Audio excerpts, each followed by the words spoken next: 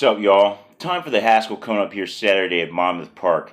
Now, we're not going to be seeing any Bob Baffert horses in this race this year. Bob Baffert is not entering any horses. Got his hands full with a lot of the other stuff, and as he said, Medina Spirit's not ready to run. That's the official word.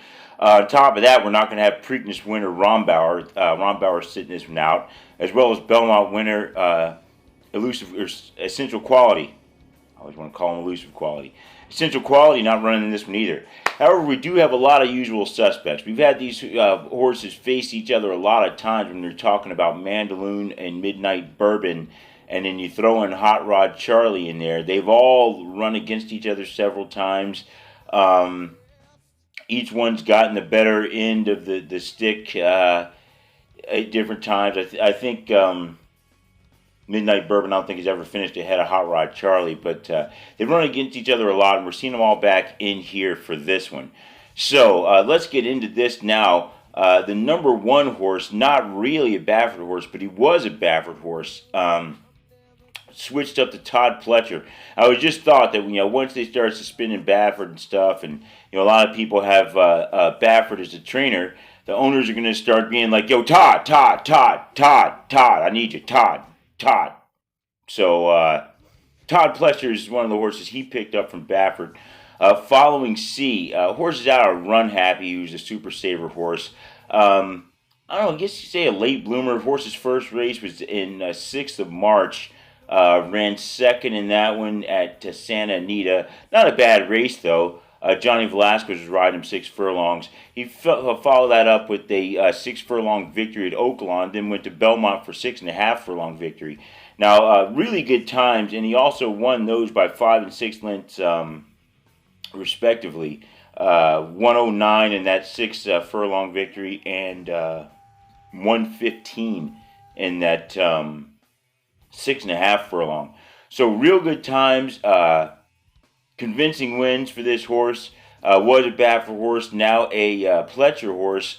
Joel Rosario's riding him. He rode him for those last 2 victories, so both wins. So this horse is undefeated. Rosario aboard him. They got him at morning odds, 3-1. Definitely a contender, I would say. You think when you got a Todd Pletcher horse, it's got to be a contender. I mean, Pletcher's won this race 3 times before. Won it with was it Verrazano and was it Bluegrass Cat he won back in the day, and then Any Given Saturday, yeah. So 3 wins with Pletcher in this race. So he's familiar with the winner's circle. We'll see if he can get back there. Second, we got Antigravity. Now this horse is okay. He wasn't that good. Running a bunch of maiden races all over the place. Oaklawn, Churchill, Keeneland. Finally, they take him to Monmouth, and he's able to get a couple wins. Paco Lopez was riding him. Lopez, however, is not going to be riding him because he decided to get on Midnight Bourbon. So they got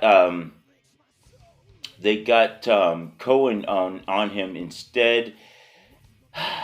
Don't know how well that's going to work out. 30-1 odds. I think if they had Paco Lopez on him instead of Cohen, it would have been a little bit better. But it's David Cohen, Daniel Cohen. Yeah, I think it's David Cohen. Anyway, he's one of those jockeys you don't really want to put too much stock in. So it's always a Paco Lopez horse. Switching over to Cohen, I don't know. I don't think he's going to have what it takes to get it done in this Haskell here. He's probably would be an interesting play in a different race, I think. He obviously likes this track. If you're looking for a long shot, I guess there's a case to make. He's on a win streak, 2 in a row. Likes this track, but they switched off the jockey he's got the wins with. So Antigravity, 30-1. I don't know. It's a tough call on that one. Number 3 is Mandaloun. Into Mischief horse. Horse really kind of made his claim to fame running second in the Kentucky Derby behind Medina Spirit, because if Medina Spirit does end up being disqualified, he would be the official Kentucky Derby winner. However, this horse, like I said, has competed against Midnight Bourbon and Hot Rod Charlie a few times. They ran the Louisiana Derby. Hot Rod Charlie got the better of him there after going to the Kentucky Derby, where Mandaloun beat Hot Rod Charlie 1 length ahead of him there after finishing second. behind Medina Spirit. They also faced each other in the Risen Star. They faced each other in the LeCompte.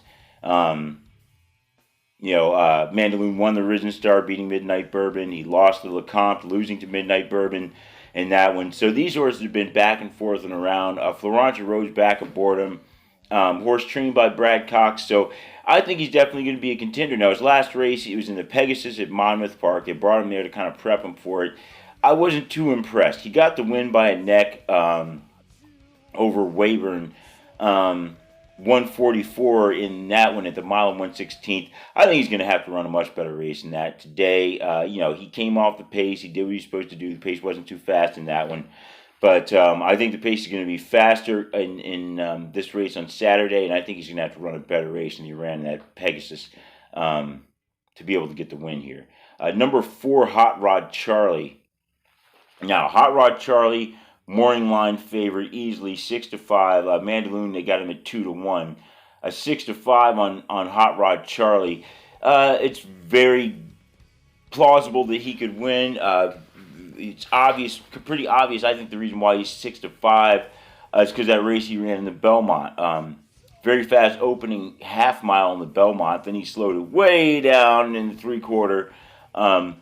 It was able to hang on for second, but Essential Quality got the win there. So Hot Rod Charlie, second place in the Belmont, third place in the Kentucky Derby after a win in the Louisiana Derby. The thing is, they got Flavien Prat on him again. Now, the horse has not won with Flavien Prat. The last time he won, Joe Rosario was riding him in that Louisiana Derby. So Doug O'Neill's got Flavien Prat back on him again. Maybe the third time's a charm. He's the favorite. Everything's pointing to where he should be able to be, if not get a win, be very competitive in this one. I know a lot of people like this horse. They like the name, so on and so forth. So Hot Rod Charlie's back at it again. Maybe he can put his name into that Grade 1 company with this one. Number 6, questionable horse in Pickin' Time, ridden by Nick Juarez. They got him at 20-1. This horse hasn't done much in a long time. He won the Nashua Stakes, slow time of 1:39 at Aqueduct there. He's been getting blown away ever since then. He's just run at this track. They like him at the track. Now, he's got some really good workouts. 59 second, 111 handily, 59 handily from the gate, 47 seconds, 47. He's got good workouts. So maybe this horse is really just a sprinter. New Jersey bred horse out of Stay Thirsty. That's a Bernardini horse. I don't like this horse at all. Don't think he's going to be competitive at this distance. Like I said, good workouts out of the horse. But they got Nick Juarez riding him. And I don't think he's going to be able to handle this distance, mile and eighth. The sixth horse, we got Midnight Bourbon. Last out, he ran second in the Preakness. I like him to win the Preakness. He ended up running second, though. Rombauer got the win. Flavien Prat was riding Rombauer in that one. Irad Ortiz Jr., however, is not riding Midnight Bourbon today. We're going to have Paco Lopez. So Lopez is he knows the track well. He's having a good meet.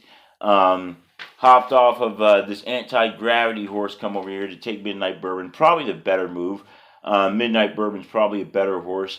But I don't know how well it's going to work. Midnight Bourbon's had a lot of different jockeys. Irad Ortiz, Mike Smith, Joe Talmo, a bunch of guys riding him. He's had some good races. He's had some bad races. Maybe he'll gel with Paco Lopez. I don't know. They got him at 9-2. Got Steven Asmussen that trained him. He won the Haskell before.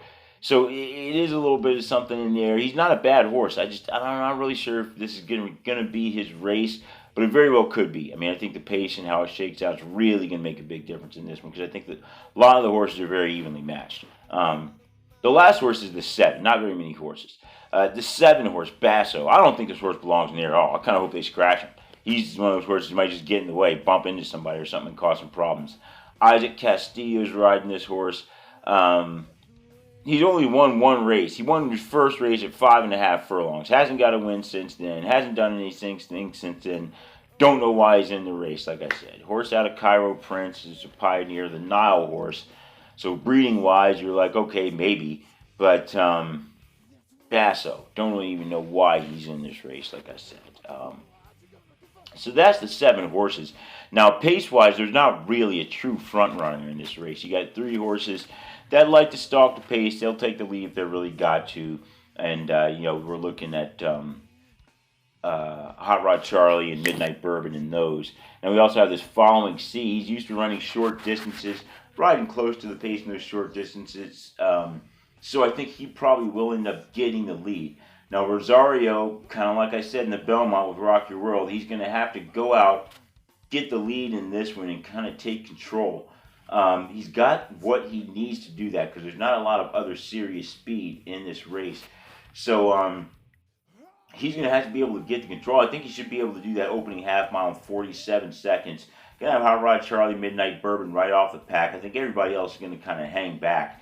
The only one of these other horses I think to really do something is coming off the pace is Mandaloun. Antigravity might make a little bit of a move, but I'm not expecting anything big from him. I think Mandaloun's going to make a strong move, come after Hot Rod Charlie, Midnight Bourbon along with him.